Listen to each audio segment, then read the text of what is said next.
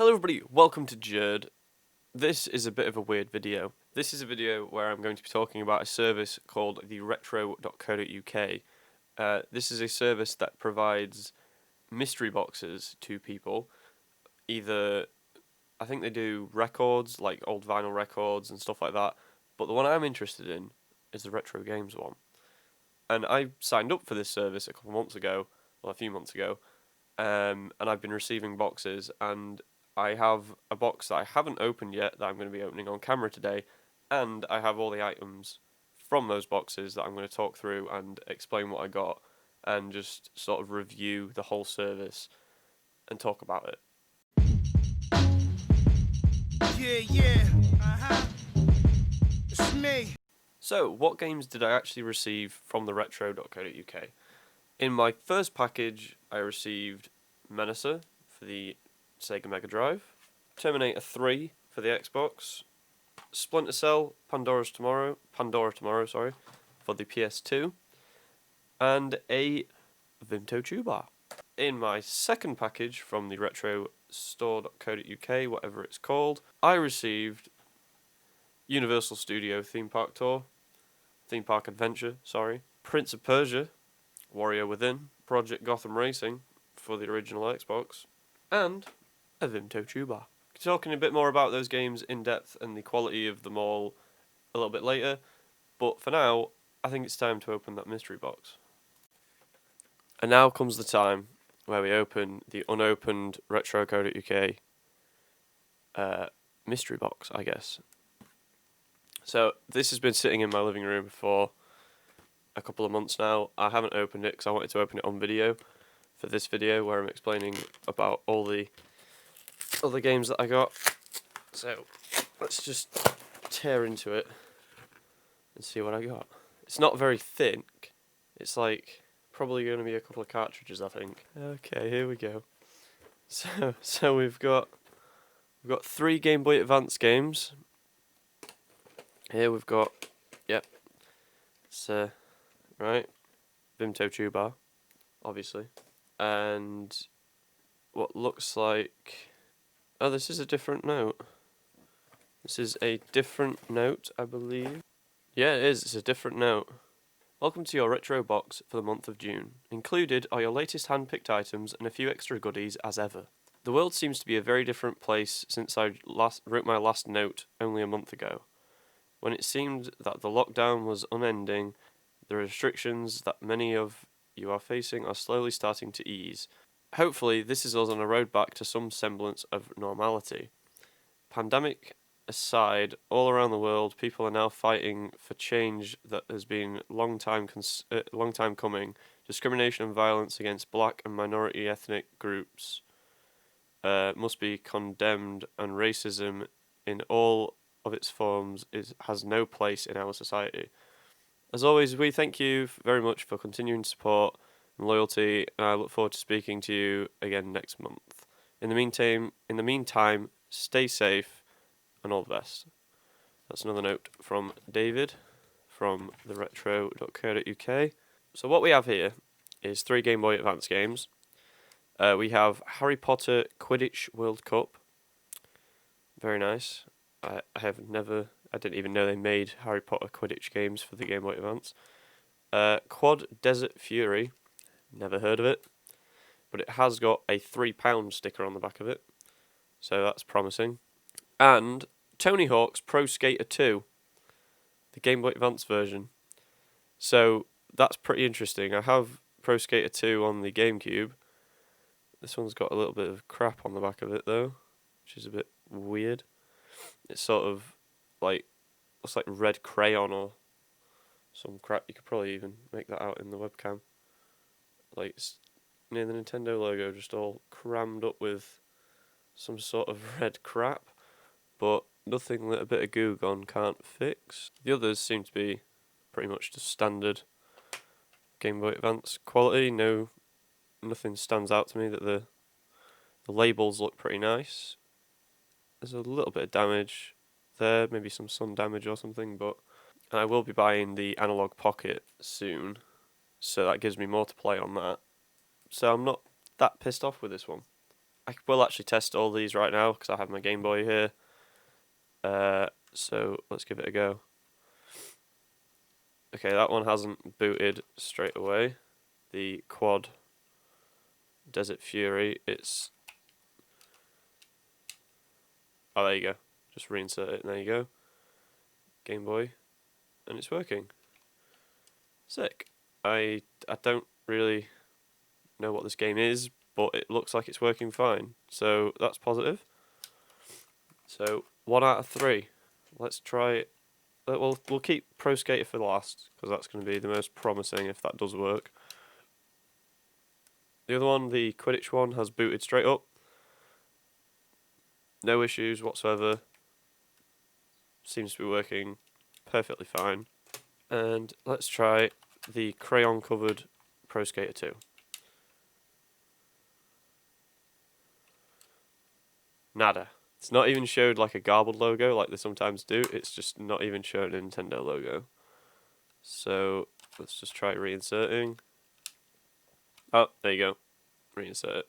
So sometimes Game Boy Advance games and other Game Boy games, the contacts get a little bit dirty, but just putting them in and out a few times might fix that. Failing that, you can just clean them off with a little earbud Q-tip cleaner. Bit of 99% alcohol in there. Rub them clean. Don't use anything abrasive or anything because those contacts are really delicate, and if you break even one of them, the entire game is fucked. So there you go. 3 working Game Boy Advance games. I didn't doubt that they would work. Everything that I've received so far appears to be in working order. Like, I haven't tried all the games, but they're all, the discs and things are pretty clean. There's not a lot of scratches or anything, so they should all be in perfectly working order. Who is this box for?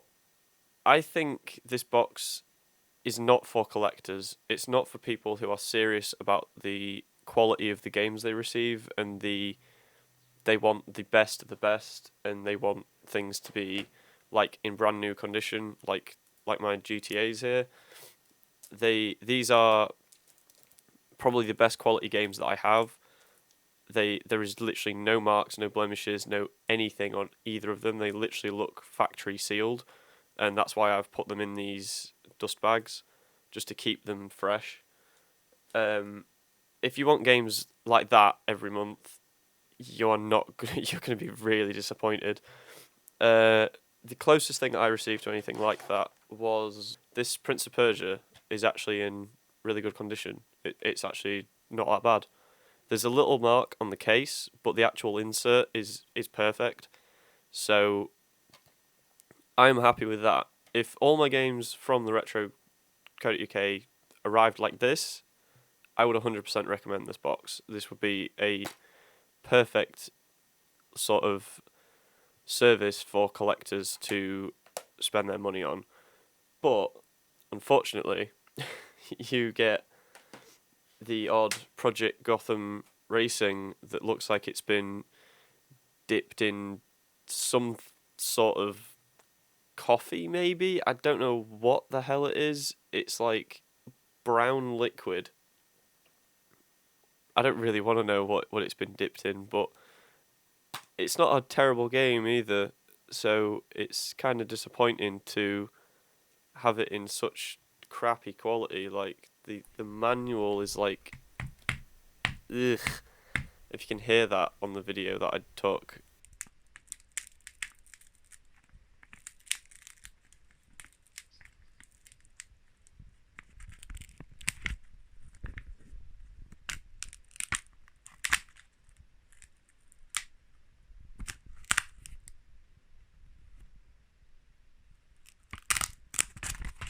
It's not good. So that's probably the worst one that I've received from them, and the Prince of Persia is probably the best. Obviously, occasionally you'll get games like Splinter Cell that are in the wrong case completely. What I think has happened here is that this is an actual an actual Splinter Cell case, the blue case, with the correct disc and inlay, and manual, sorry, and the inlay's been damaged, so they've just grabbed another one, and they've grabbed a platinum one by mistake and swapped it out. So, because as you can see in this video, platinum PS2 games have silver discs with platinum written across them, and this Splinter Cell is just a standard retail disc, just a standard edition. This Lego Star Wars here also has the holographic sticker on the back in the correct cutout space, whereas the Splinter Cell does not. So it's more than just having a silver case. There is little changes to the Platinum editions that are not on the original retail versions, so it's a bit disappointing to see the wrong inlay here. But again, it doesn't make the game unplayable, which, again, to most people will not make a difference. They don't really care as long as the game works. They're happy with it. But for me, being into my game collecting, it's kind of disappointing. You may also receive games like this, Menacer. I have this already somewhere. I don't know where it is, so thanks for finding it for me, I guess. But I don't have the gun and receiver that go with this, and you do need to play. This is a light gun game, and you will need to play it on a TV, on an old CRT TV, to even play it. Luckily, I do have a CRT, but I don't have the light gun or the that you have like a little receiver on top as well, I believe, with Menacer. So it's a bit disappointing to just receive a game that I literally can't play. I can't do anything with this. It'd be nice if they took these sort of games out of the rotation just in case, because that's 1/3 of my box that I just can't play. I don't have any way of playing this, so it kind of sucks. I'd rather have a Mega Drive game that didn't need a special attachment that I could just put in and play. And then the middle road, the mediocre that you get is just going to be like Terminator 3 for the Xbox, where the game's in good condition, the manual's in good condition. There's a little bit of damage to the case. It's a bit broken there. Not the end of the world. So if you want games like that, I mean, so all in all, what I received from the retro.co.uk is it's acceptable, but it's on the line, because that Project Gotham Racing is in pretty dire condition as far as I'm concerned, because even the disc is all smeared and crappy. It probably will clean up, but then you've still got the stained case and the wet the water damaged inlay, sorry, and it's just all a bit gross. Everything else though is in okay condition. I would have these in my collection on the shelf, but none of it is collector's condition as far as I'm concerned. Apart from the Prince of Persia, that's pretty decent, and the Universal Park Adventure it's okay. So now let's address the elephant in the room and look at the prices of all these games. For this, I'm going to be using a website called Price Charting. This is where I get a lot of my sort of base prices for games and what they're actually worth. Because a lot of the time you can go on eBay and you might find a game for, say, £10, but then someone else will be selling it for £6 and someone else will be selling it for £12. So it's like, what is it actually worth? And this website usually takes all those listings on eBay and he takes the sold price and then averages them out to what the game is sort of average what the price would be. So I'm going to be putting all these games into here and seeing what they're actually worth and whether I got my money's worth from each of these boxes. So I'll see you in a minute. I just blew my motherfucking high, man. Holy shit. So the box that we opened on camera came to a total of £12.37. So that isn't that bad, I think. For a £20 box to get £12 worth of games, that's, you take like a couple of quid for the shipping, and then obviously they have to select these games and put them in, and there's a whole thing there. They have to obviously pay someone to do that. So I don't think that's terrible. That's not the worst one I've had. It could have been a lot worse. It could have been like, I think anything under that mark, I would maybe be a bit pissed off about, because it's like, well, I could have just bought these games for less. I could have just bought these games for. I could have probably spent a tenner and probably spent the £20 and got all these complete with manuals and stuff. But it's finding the games and actually finding these listings that's the issue. So I think it's a pretty fair price, I'd say. So for all these games, I'm going to be taking the complete price, which is the price of the game plus the case plus the cover, everything with the manual, but not sealed. It's not new, it's just a complete game. I've been hot since I was this big, motherfucker. And then for the Menacer cart, I'm taking the loose price because I just have the cartridge. That comes to a total of £8.16, which is a lot lower. Well, it's £4 lower than just the Game Boy games that I got, and that's below even half of what I paid, which is quite disappointing. Considering I could have sourced these games myself, probably, with the correct inlay for Splinter Cell, with a non-damaged case for Terminator, and I could have got all these for probably around that price, around a £10 sort of price. So to pay an extra £10 just for them to be shipped to me seems excessive. Moving on to the second box that I received. And when I die, make sure you spread my blood on a BMW. So with the complete Prince of Persia, that comes to a total of £9.57. You can take these prices as you will, because you may find these games more expensive on eBay, you might find them cheaper. This is just an average price, keep that in mind. I'm not saying that I've been ripped off here, I'm just saying that I'm a bit disappointed that I didn't get a little bit more value for my money.